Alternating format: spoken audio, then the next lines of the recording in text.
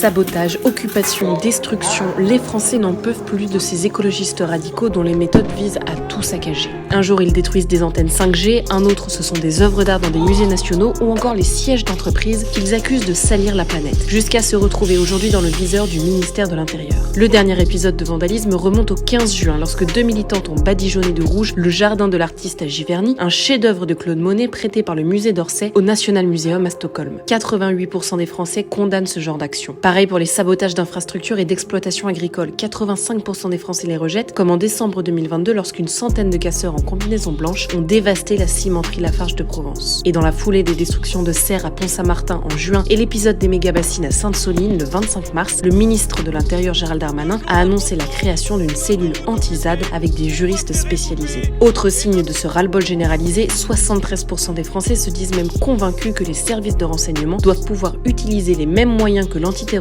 pour surveiller et arrêter les activistes qui comptent saboter les sites sensibles. Que mes propos ne soient pas mal interprétés. La lutte contre le réchauffement climatique est un combat légitime qui mérite d'être mené avec détermination, mais avec les moyens admis en démocratie. Or, ce qui a très nettement été documenté à Sainte-Soline, c'est que cette revendication constitue pour certains un prétexte pour s'en prendre aux symboles de l'État, aux forces de l'ordre, à ce qu'ils appellent le système, au capital et à tous ceux qui le représentent. Pour enrayer ce phénomène, 8 Français sur 10 jugent donc qu'il serait efficace de déployer en permanence des agents de sécurité, d'installer davantage de caméras, mais aussi de mieux payer et mieux former les agents de certains sites industriels. Et si ces modes d'action choquent, cela ne signifie pas que les Français sont insensibles aux questions de l'écologie, puisque plus de 3/4 d'entre eux partagent la volonté des mouvements écologistes de lutter contre le dérèglement climatique.